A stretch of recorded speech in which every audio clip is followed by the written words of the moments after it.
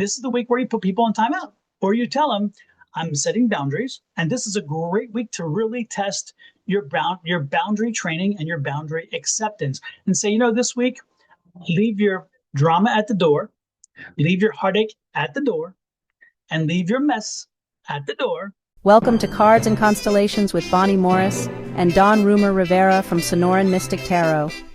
Here, we blend astrology and tarot to guide you through the twists and turns for the week ahead. Don't forget to hit subscribe and share. Let's dive into your cosmic journey together. Hello. The moon this week on Friday, the 1st, August 1st, we have the first quarter in Scorpio at 27 degrees, 33 minutes. Now remember, during the first quarter, we do all the work on whatever project you've chosen. And to find that out, we step back and find the new moon in Scorpio. That occurred on November 1st, 2024 at 9 degrees, 34 minutes of Scorpio. So check, where do you write your intentions down? I hope you did. That will tell you what you're working on right now. Then we have to move forward and find the full moon in Scorpio. That occurs on May 1st of 2026 at 11 degrees, 20 minutes of Scorpio. That's when everything becomes lit up. You can see the whole project, and if it's not exactly what you want, you tweak it. And then we pivot and start to turn away.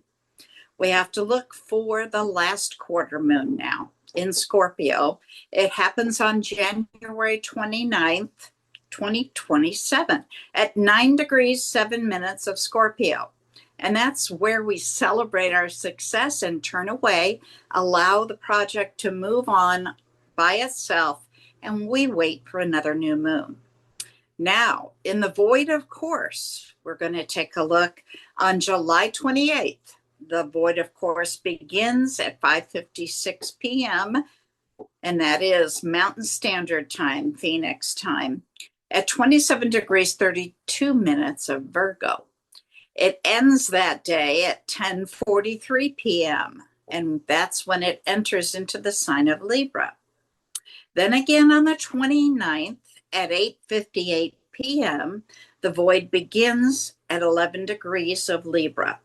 It ends on the 31st. Now, remember that's a long void, okay? It ends on the 31st at 10:25 a.m., and that's when it enters into Scorpio. I'll pause here and remind you, during a void, you never start a project because it likely will have to be redone. So unless you like practice, be careful. Finish up projects. Fold the laundry, do the dishes, whatever it is that you can do, but don't start anything new. Okay, so we still have 5 planets in retrograde. But first, let's go to August 2nd. We have the last void at 6:06 p.m., 27 degrees, 33 minutes of Scorpio. It ends that night at 11 p.m. when it enters into Sagittarius. Again, we still have 5 planets in retrograde. Pluto's in Aquarius. Both Saturn and Neptune are still dancing in Aries and Pisces. And Mercury in Leo. Now, we also just started with Chiron in retrograde in the sign of Aries. So, Miss Bonnie, if I hear right, it sounds like this week, no matter what sign you have, it's going to be a complicated week. Something's happening. Can you help me understand that? Sure. This week, we start out the week, I think it starts on Tuesday. We see a kite formation. Now, a kite formation is a specific pattern formed by a grand trine, a big triangle, 3 planets. It's harmonious. It's good energy. But there's also an opposition, the point of the head of the kite to the tail. That's a tug of war. That's where things get sticky. The opposition is also linked to the other 2 planets in the grand trine. So it creates this kite shape when you look at the chart. At the end of the week, it gets even more complicated. We have 2 kites. And they're pulling us in 2 different directions. don't want it. I don't want it. There's And then you also, have these long voids that have been yeah, growing longer and longer. And you, like you said before, about 2 weeks ago, we had one of the longest voids you've seen. And this week, once it's again, even we have an exceptionally long void. Yep, absolutely. And of course, there are also a lot of squares. Now, squares in a chart means that you have to act on something. If you don't, things are going to get real sticky. So, yeah, it is a real complicated week for everyone. Oh my gosh. Then I guess we better get into the individual reading and see how this coordinates with the next sign up. Okay, Aries, let's take a look. The planet that rules your sign, of course, is Mars, and that's conjunct with the moon. They're at the same place. They're both at 24 degrees of Virgo. This aspect will add fire to your emotional nature. People are courageous, passionate, and willing to fight for what matters to them. Self-directed in family and emotional matters, and you can be fiercely protective of your loved ones. At times, you can come across as forceful or headstrong, especially at home, but your assertiveness can be a strength when channeled constructively. Mars conjuncts the moon and squares Venus. This suggests some inner confusion about how to meet your emotional needs or express affection. This can mean you've often been longing for love, but you second guess your own feelings. You may struggle with romantic choices. As a result, many times you find yourself in competitive or unbalanced relationships. With time and self-love, you will learn to clarify what truly brings you emotional fulfillment and how to ask for it. This also can bring a passionate and emotional nature. It can lead to really big highs and lows, and those can be easily triggered. So make sure you're aware of your triggers, both positive and negative. If you learn to balance spontaneity with the emotional steadiness, it will support deeper and more fulfilling relationships. On Tuesday, we see our first kite. You'll notice the kite is pointing directly at Saturn in Aries. That is the leading direction. On the opposite end of that, though, is the tail. That's pointing directly at the moon. So we have the opposition here, a tug of war between the moon and Saturn. You have your feelings at one end, and at the other end, you have responsibility.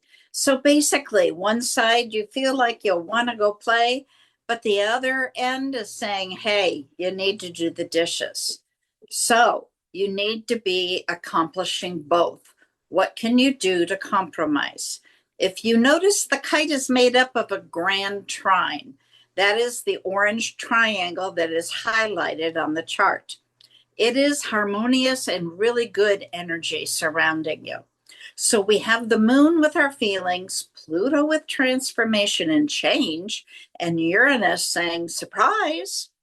Okay, so things are going to happen that you're not prepared for. So this is your warning, be prepared. You will have some unexpected feelings and they will need to change, but it is good supportive energy. Now, at the end of the week, the chart gets even more complicated. If you'll notice now, there are two kites. One that we were talking about pointing directly at Saturn. The other one is pointing straight down, almost perpendicular. Now, the tail of that kite is Mercury. So we have a tug of war now between our thoughts and communication and transformation and change.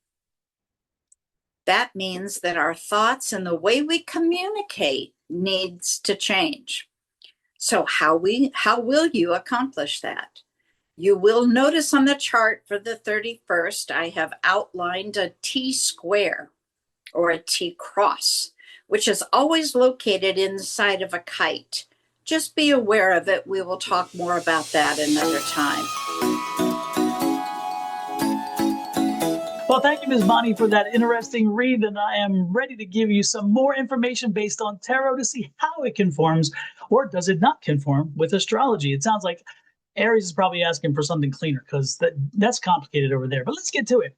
Your first card out, Aries, for the week. Oh, my goodness. It is not, not clear. Oh, my goodness. It is a Nine of Swords. Aries, go back to bed, pull the covers over your head, and wake up next week because this is not a good card. This is not a good card. And I can try to tell you every way but Sunday and make this sound good, but it's not. Aries, this is going to be a week of challenge. This is going to be a week of trying times. And this is going to be a week where you're going to have your patience lost. So if you have a trying spouse, if you have a trying house, or you got some trying kids and some trifling friends, you better put them on timeout this week because they're going to put you over the limit. I guarantee it. And I don't mean to laugh at you because, Lord have mercy, I wouldn't want this energy. But I'm just telling you, this week is going to be a bit heavy. And considering what astrology just said, I am not surprised. I'm actually quite relieved in a sense because you know what? It does align with it. But Aries, the one good thing is about knowing this energy exists, knowing what is in front of you and knowing what's happening around you allows you to take control of this situation. It allows you to say, you know what? I won't let you get under my skin. I won't let you pluck my last nerve. And I'm not going to let you come in here and cause me to have grief. I want a comfortable, calm week. So this is the week where you put people on timeout or you tell them, I'm setting boundaries. And this is a great week to really test your boundary training and your boundary acceptance and say, you know, this week, leave your drama at the door, leave your heartache at the door, and leave your mess at the door. It's like making them wipe their feet off at the rug. Well, wipe their energies off at the rug and then come on in. Because again, when we set boundaries, boundaries are healthy. Boundaries are a good thing.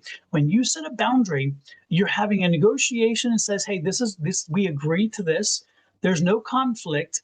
And then at that point, if somebody crosses it, you can acknowledge to them, hey, you crossed the boundary. And since you already agreed, both parties agreed to it, then they get back in line and nobody's mad. Okay. So this would be a really good week to start if you haven't already.